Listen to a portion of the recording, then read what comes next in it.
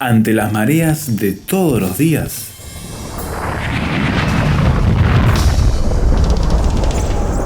llegamos a tierra firme.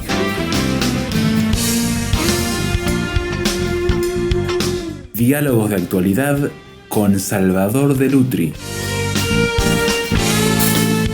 Cada año, en el mes de septiembre, llega una celebración muy especial para todos quienes somos lectores de este libro. Un libro indestructible que ha sobrevivido a todo tipo de procesos históricos y su conformación también, hasta milagrosa podríamos decir, nos ha legado un testamento que hoy lo aprovechamos si sabemos utilizar este tesoro. Estamos hablando de la Biblia. Bienvenido, Salvador, y gracias por acompañarnos a esta charla. ¿Qué tal, Esteban? ¿Cómo estás? Es un tema muy importante y muy querido, el hecho de poder hablar de la Biblia en el mes de la Biblia, ¿no? Exacto, sí, sí. En nuestro país, el último domingo de septiembre es el Día de la Biblia. Uh-huh.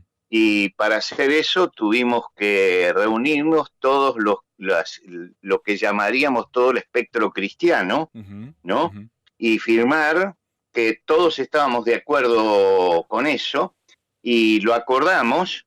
Y en este momento todos los que utilizan la Biblia en el último domingo celebran el Día de la Biblia, porque es el día nacional que hemos instaurado de la Biblia. Estamos hablando de todas las confesiones judeo-cristianas, ¿verdad? Todas las confesiones judeo-cristianas, todas. Ahora, hay razones para que sea esto, y yo creo que trascienden el hecho de la fe, muchas de esas razones. Por ejemplo, nadie puede negar que la Biblia es el libro fundamental de la cultura occidental y que gravita en este momento en la legislación, en la ética y en todas las ramas del arte. Ha dado un perfil común a nuestra cultura, la Biblia. Sin duda. Pensemos por un momento si no estuviera la Biblia, ¿no? Uh-huh. Saquemos a la Biblia. ¿Qué nos queda, por ejemplo, del arte? ¿Qué nos queda de Juan Sebastián Bach?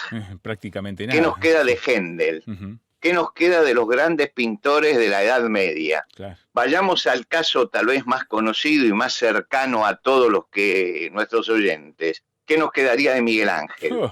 Miremos la obra de Miguel Ángel. Sí, sí. Había que sacar el Moisés, habría que sacar el David, habría que sacar todo lo que era la Capilla Sixtina, ¿no? Toda la Capilla Sixtina, todo el techo y todo lo que él pintó, eso ya no lo tendríamos más. La piedad, todas las piedades, porque tiene 4 piedades Miguel Ángel, todas las piedades, no estaría más. ¿Qué queda de la obra? Entonces nos tenemos que dar cuenta de la importancia que tiene dentro del mundo occidental la obra. Si queremos entender a Marc Chagall, tenemos que conocer algo de la Biblia, porque él hace la ilustración de todo el Antiguo Testamento. Lo que quiere decir que la Biblia tiene una importancia fundamental. ¿Qué nos quedaría de nuestra literatura? ¿No? Teníamos que tirar la Divina Comedia, que este año se cumplen 700 años de Dante. Teníamos que sacarla.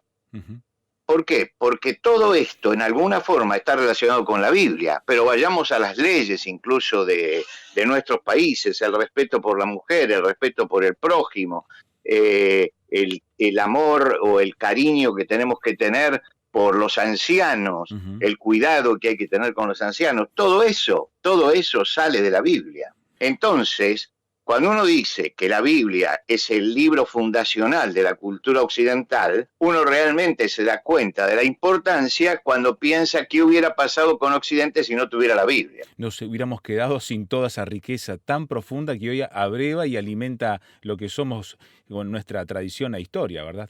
Claro, y esta es una de las razones, ¿no? Ahora, por otro lado, la Biblia es un libro que es reverenciado o respetado, si lo queremos así, por las 3 religiones monoteístas. Porque las 3 grandes religiones monoteístas, el cristianismo, el islamismo y el judaísmo, tal vez habría que ponerlos en orden, tendríamos que decir primero el judaísmo, después el cristianismo y después el islam, todas ellas encuentran en las páginas del relato sus orígenes y la paternidad común de sus respectivas creencias. Sin duda. Quiere decir que estamos ligados a la Biblia. Además, la Biblia tiene, por supuesto, un valor sagrado para el creyente, pero constituye uno de los tesoros más ricos de la literatura universal de todos los tiempos.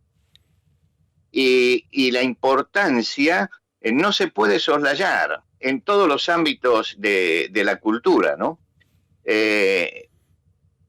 Es un tesoro porque es un tesoro literario. Por ejemplo, tenemos el libro del Cantar de los Cantares, o tenemos el libro de los Salmos, o tenemos el libro de Eclesiastés. Todos esos libros, los libros de sabiduría del Antiguo Testamento, todos esos libros son un tesoro rico literariamente también. Sí. El Cantar de los Cantares es una de las cimas sobre el amor de la literatura universal. Olvidémonos de la parte del valor sagrado y nos damos cuenta de que estamos ante un libro que es insoslayable también por la importancia que tiene en ese sentido. Y por otro lado, la razón, eso muestra la razón por la cual la Biblia ha sido traducido a más lenguas en la historia de la humanidad. Actualmente más o menos 2.300 idiomas tienen traducciones totales o parciales de la Biblia. Impresionante.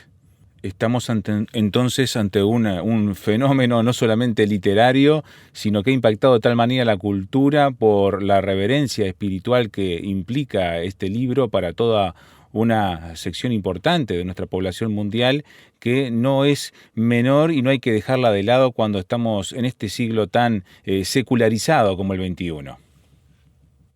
Sí, yo creo que una de las cosas que tenemos que empezar a valorar nuevamente es justamente estas bases. Cada vez que Occidente se perdió en su historia o perdió el rumbo, volvió a las fuentes, y creo que esa es una de las capacidades más importantes del mundo occidental, es decir, volver a las fuentes. Y creo que en este momento de gran desorientación, violencia y problemas que está viviendo el mundo, es necesario volver a las fuentes, pararnos y volver a meditar sobre las bases que nosotros tenemos. Y cuando uno busca las bases va a tener que ir forzosamente, si es honesto intelectualmente, a la Biblia. Por supuesto, porque estamos hablando de una época donde todo se deconstruye, todo se desarma, todas las bases quedan como desparramadas. Entonces es necesario, al no tener de dónde tomarse, buscar estos fundamentos para que nos muestren el camino nuevamente. Y fijémonos que cuando Gutenberg comienza con la imprenta de tipos movibles, el primer libro que imprime es la Biblia. Sin duda. Y entonces este libro significó una revolución. Él hizo una revolución. Él creyó que únicamente hacía una revolución en la impresión y en la producción de libros, claro. Pero además de ser una revolución en la impresión de libros y una impresión en la tecnología, fue una revolución grande, cultural, porque significó no solamente crear un sistema de impresión por tipos movibles, que cambió, por supuesto, la fisonomía del mundo occidental, sino además hizo que la Biblia llegara a toda la gente, porque era hasta ese momento un libro prohibido, y llegó entonces a todos los hombres. En ese momento se produjo justamente ese retorno, y como la Biblia estaba puesta en latín, ¿no? Comenzó un gran movimiento de traducción a las lenguas romances, a la lengua de cada pueblo y de cada región. ¿Y por qué se hacía esto? Porque hasta ese momento no se podía imprimir, pero ahora que teníamos la imprenta, entonces la Biblia podía llegar a todos los hombres. Claro. Y ahí se produce también una revolución tremenda, y se produce la reforma religiosa del siglo XVI. ¿Y por qué esa reforma religiosa? Porque se llegó a la Biblia, y cuando se llegó a la Biblia se comparó lo que la Biblia enseñaba con lo que se estaba haciendo, y ahí se descubrió que se le habían agregado muchísimas cosas, y el pueblo, por ignorancia, había asimilado todo lo que le proponían porque no tenía conocimiento de lo que era la Biblia. Impresionante. Y cuando la Biblia llega a la gente, entonces ahí se revelan, se ponen en evidencia todas las desviaciones que tenía el cristianismo. Y la reforma lo que quiere hacer es justamente reformarlo para llevarlo nuevamente a la fuente. Y cómo se distribuye o cómo se difunde el mensaje bíblico, la Biblia en ese momento, a través de ponerla en los idiomas romance para que el pueblo la lea y buscar la forma de pagar ediciones para que toda la gente la tenga. Hacemos una pausa en este punto, ¿te parece, Salvador? Mirando a este recorrido que ha hecho la Biblia, su conformación y cómo llega a nosotros, y seguimos hablando del impacto que tiene en la cultura, en la historia, en las letras, en los sistemas productivos también, porque eso era la imprenta también en su momento, y cuánto más. Lo vemos enseguida después de la pausa.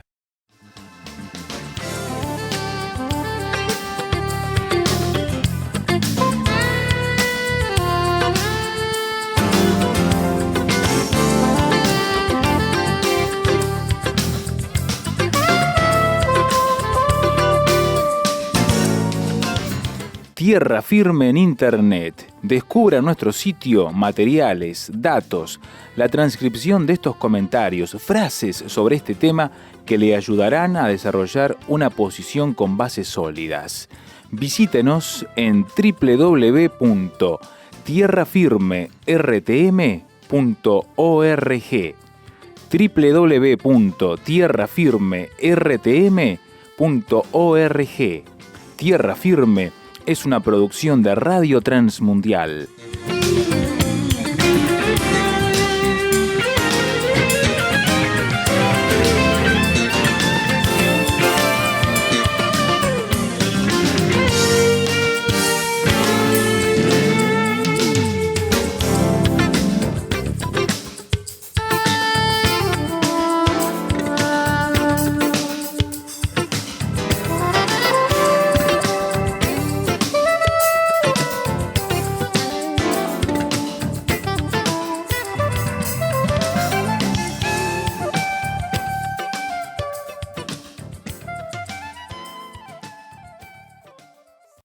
Al recorrer la historia, los impactos que ha tenido el libro sagrado de la Biblia en el mundo occidental, vemos que sucedió una verdadera revolución, Salvador. Estamos hablando que Gutenberg cambió por completo las reglas de juego de cómo se producían libros y cómo se distribuía el material intelectual de la época, ¿verdad? Claro, porque hasta ese momento toda la cultura, todos los libros estaban guardados en los monasterios. ¿Y cómo se transmitían de generación a generación? Bueno, los monjes en los monasterios copiaban a mano. Muchas veces copiaban las formas de los caracteres, pero no entendían las palabras. Entiendo. Quiere decir que copiaban el dibujo. Hacían un trabajo artístico con las iniciales mayúsculas, y un libro podía tardar 10 años en hacerse. Impresionante. Ahora, vamos a mirar un libro, 10 años de trabajo, ¿cuánto es el precio que tiene? Claro. Por eso las Biblias estaban encadenadas donde para que no, en las iglesias, para que la gente no se las llevara, ¿no? Ahora, por otro lado, no estaba en los idiomas en las lenguas que hablaba el pueblo. Estaba en el latín antiguo bueno, los originales estaban en el hebreo y en el arameo, ¿no? Y en el griego. Así que inaccesible para la cultura popular. Claro, la reforma hace que todo esto salga, todo esto pueda llegar a la gente. Acá hay que agradecer mucho al trabajo de los monasterios también, porque los monasterios se transformaron como en receptáculos, como en pequeños cofres que guardaron toda la cultura durante la Edad Media. Y cuando llega la imprenta hay que ir a buscar allí, y todos esos libros que tardaron tanto en transmitirse de generación a generación empezaban a llegar al pueblo. Sí. Y ahí empezó la tarea de traducción, a las lenguas romances. Una tarea que sigue hasta el día de hoy. Porque nosotros pensamos que ya todo, bueno, el mundo está intercomunicado, pero hay muchos grupos aborígenes, en América, por ejemplo, que el único libro que tienen traducido a su idioma materno es la Biblia. Sí. ¿Y por qué es eso? Porque hay un trabajo de sociedad bíblica muy importante de colocar a las tribus que lo necesitan, colocar antropólogos, filólogos, todos los especialistas en el idioma, para que vivan con ellos y para poder llevarlos a traducir, hacer una traducción apta para esas tribus a su lengua materna. Estamos hablando de lenguas que hasta el momento eran puramente orales y nada escrito, entonces están fijando incluso el idioma. Eran ágrafas, totalmente ágrafas, no escribían. Entonces, estos grupos que entran, porque justamente ellos reciben de oída el Evangelio y entonces quieren tener la Biblia. ¿Y cómo hacemos para que tengan la Biblia si no tienen un idioma escrito? Entonces estos grupos entran y comienzan por armar un diccionario con un alfabeto donde se ponen las letras que usamos nosotros con sus diversas variantes o con las variantes locales, porque a veces hay letras hay sonidos que no tienen letra que los expresen. Claro.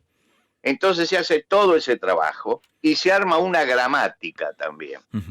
Quiere decir que hay que hacer un diccionario, hay que hacer una gramática y hay que enseñarles a leer y escribir. Y después de eso, una de las personas o varias de las personas que son bilingües en la tribu, los más inteligentes que conocen también el idioma del traductor, que puede ser el inglés o puede ser el español, entonces ellos traducen a su lengua materna la Biblia. No es el traductor que a lo mejor viene de un país latinoamericano, un traductor de Argentina que sabe hablar el español, o un traductor de España que habla también el español, o un traductor de Inglaterra que habla el inglés. No son ellos los que van a traducir, porque se piensa que la Biblia debe ser traducida por alguien que la lleve a su lengua materna, porque sabe los matices que son a veces difíciles de captar para el que no ha nacido dentro de esa lengua. Estamos hablando de un trabajo, Salvador, que puede llevar décadas, ¿verdad? Sí, lleva décadas y son equipos los que entran allí. No es el trabajo de una sola persona o de dos personas, son equipos donde se trata de entrar en la esencia del idioma al que se quiere traducir la Biblia. Y además hay que empezar a tratar de buscar la forma de que se entiendan términos que no son comunes o cosas que no son comunes a diversas culturas. Entiendo. Por ejemplo, no todo el mundo conoce la nieve. Y muchos conocen la nieve simplemente por referencia. Sí. Porque dentro de su cultura se enteran de que hay lugares donde cae nieve, etcétera. Entonces no es algo ajeno. Hay gente que no ha visto nunca la nieve. Y sin embargo sabe que existe la nieve, pero ellos no saben que existe la nieve. Y cuando la Biblia habla de la blancura de la nieve, entonces no les queda palabra para expresarlo.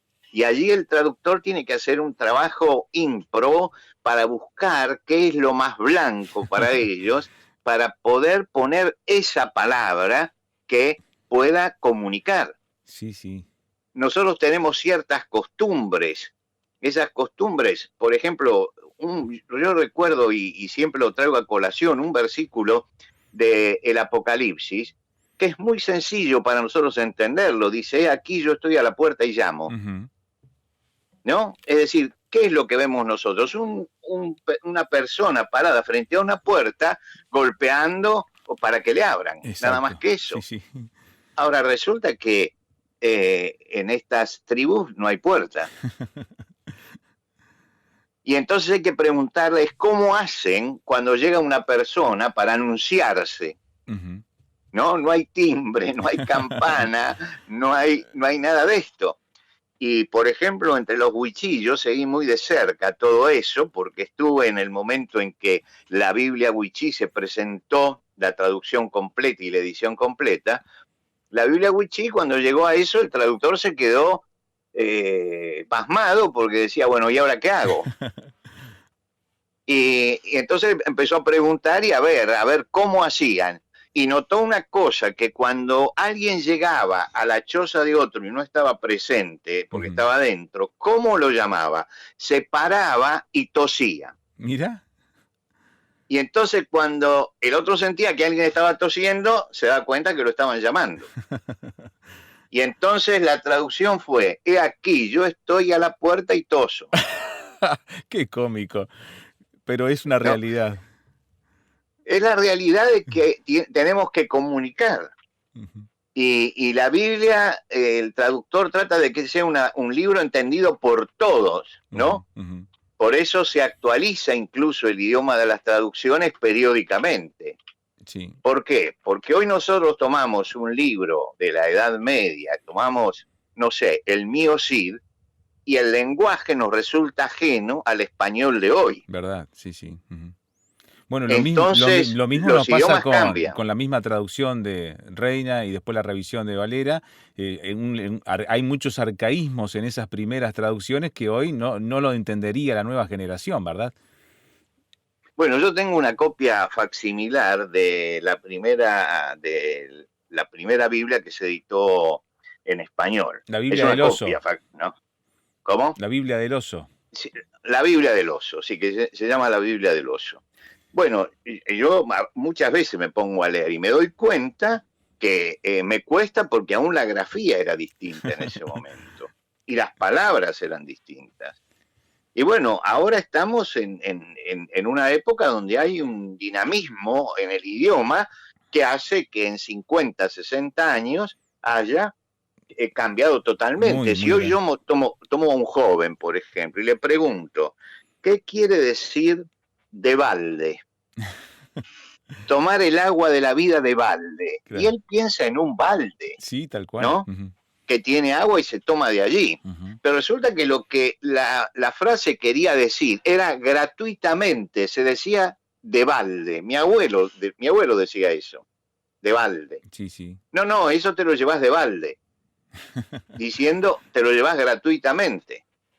Sí. Ahora, hemos cambiado, ya no se entiende. Bueno, todo eso es el problema que tienen los traductores hoy de la Biblia para hacer llegar la Biblia a todas las personas. Y por eso tenemos que agradecer a Dios realmente por los que se preocupan por este trabajo y se preocupan por la difusión y hacen que la Biblia, un libro bien voluminoso por la cantidad de páginas, yo tengo acá delante mío una Biblia. Ajá. Y esta Biblia tiene 1600 páginas. ¿Qué te parece? Se preocupan de que haya un papel que puedas hacer factible transformarlo en un libro manuable. Claro. Porque son 1600 páginas. Pensemos lo que es una resma de papel y son 3 resmas de papel. Impresionante. ¿No? O sea, andaríamos entonces, bajo el brazo por la calle con unas bibliotas inmensas que es imposible de trasladar. Claro, entonces se busca un papel especial, se hacen ediciones especiales con encuadernación que permita llegar a mantenerse, es decir, que no se gasten fácilmente con una sola lectura, y todo eso es muy costoso, y sin embargo la Biblia es muy barata. Uh-huh. ¿Por qué? Porque hay quienes aportan para que la Biblia pueda llegar a toda la gente. Claro.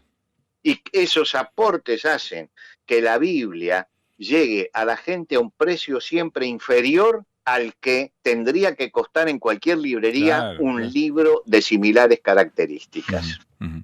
Así que estamos entonces celebrando un libro que hoy llega aquí, está accesible para todos en nuestra cultura occidental, latinoamericana, y que al no mirar todo esto, a veces como que no valoramos la importancia que tiene que esté tan fácilmente accesible para nosotros, Salvador. Y yo creo que una de las cosas que tenemos que pensar es que la Biblia es el libro más conocido y menos leído. Es verdad. Toda la gente lo conoce, pero cuando uno pregunta, muy poca gente lo ha leído. Sí. Y yo quisiera que este programa sirviera para decirle a nuestra audiencia que es muy fácil conseguir una Biblia y que traten de conseguir una Biblia y no solamente de conseguirla para tenerla allí en la biblioteca como una joya, sino para leerla. Y para leerla y para entender que Dios ha hablado, y acá llegamos a la parte espiritual de la Biblia, y que Dios nos ha dado sus leyes, y nos ha dado sus principios, y nos ha señalado el camino para llegar hasta Él. Y que vayamos a la Biblia buscando justamente ese camino que nos lleva hacia Dios, ese camino que abrió Jesucristo para nosotros, y creo que entonces vamos a empezar a entender bien quiénes somos, qué es nuestra cultura y cuáles son las necesidades profundas del alma y cuál es la respuesta que Dios da a esas necesidades profundas.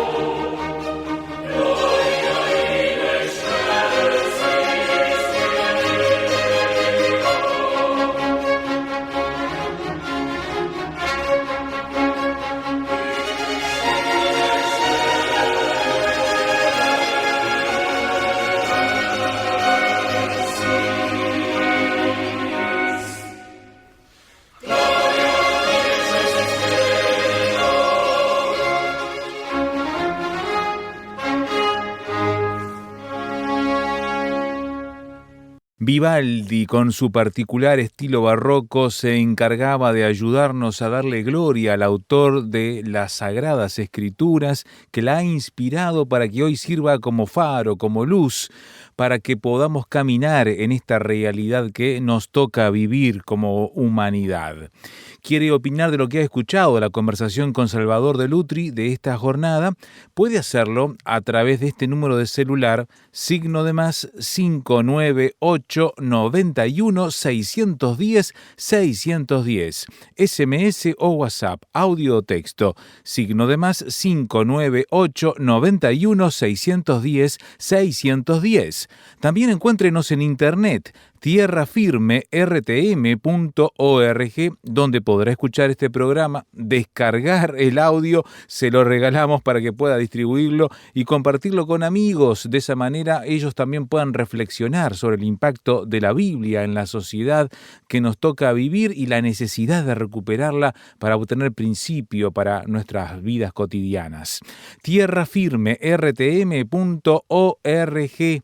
Además de allí podrá encontrar otros programas de nuestra biblioteca, artículos, presentaciones de Salvador, también los enlaces a las redes sociales para mantenerse actualizado. tierrafirme.rtm.org.